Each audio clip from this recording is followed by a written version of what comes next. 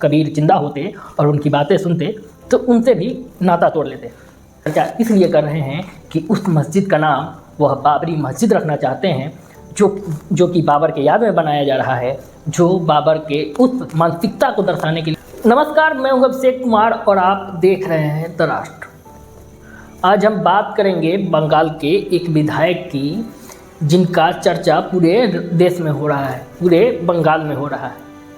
हम बात करेंगे हुमायूं कबीर की। अगर आज कबीर जिंदा होते और उनकी बातें सुनते तो उनसे भी नाता तोड़ लेते।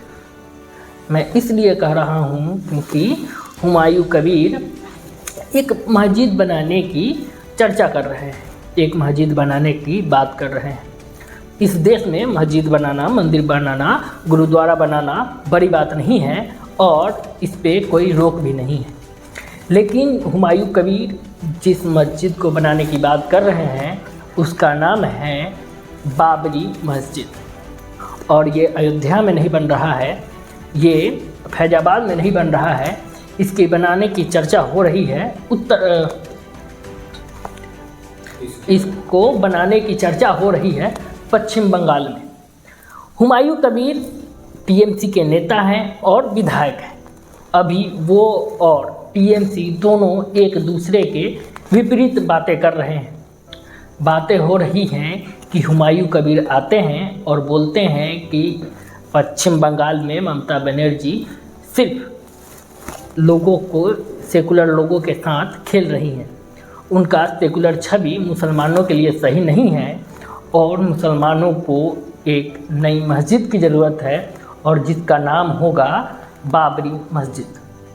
यहाँ पे हम चर्चा इसलिए नहीं कर रहे हैं कि वह मस्जिद बनाने की बात कर रहे हैं, हम चर्चा इसलिए कर रहे हैं कि उस मस्जिद का नाम वह बाबरी मस्जिद रखना चाहते हैं जो कि बाबर के याद में बनाया जा रहा है, जो बाबर के उस मानसिकता को दर्शाने के लिए लाया जा रहा है जो राम मंदिर तोड़ करके बाबरी मस्जिद बनाया गया था। और उसके बाद कई घटना हुए। 6 दिसंबर को उस विवादित ढांचे पे कार सेवक चढ़ते हैं, उसको तोड़ा जाता है और लगभग 500 साल बाद अयोध्या में पुनः कोर्ट के माध्यम से, न्यायिक व्यवस्था के माध्यम से अयोध्या में राम मंदिर का निर्माण होता है।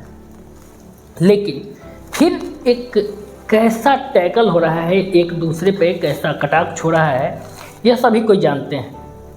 इस देश में लोगों को धर्म के नाम पे बांटना ये आज की कहानी नहीं है, ये शुरू से चलती आ रही है। और हुमायूं कबीर 6 दिसंबर को उस मस्जिद का नींव रखने की बात कर रहे हैं और उनका एजेंडा या उनका प्रोग्राम सिर्फ मस्जिद बनाना नहीं, वहाँ पे अस्पताल बनाना भी है, वहाँ पे यूनिवर्सिटी बनाना भी है।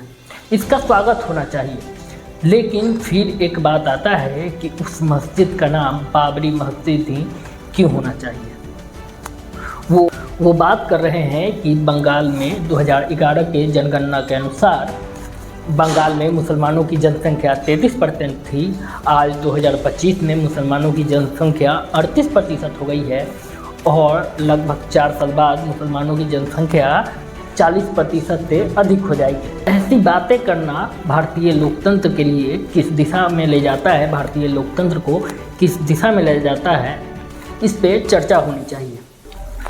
चर्चा यह भी होनी चाहिए कि हुमायूं कबीर की बात कहाँ तक सही है।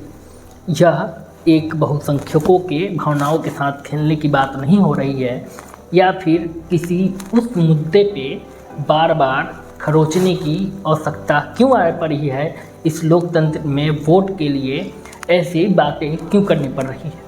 फिर बात यह भी आती है कि हुमायूं कबीर 6 दिसंबर का ही दिन क्यों चुनते हैं, वह मस्जिद की स्थापना करने के लिए और उद्घाटन करने के लिए।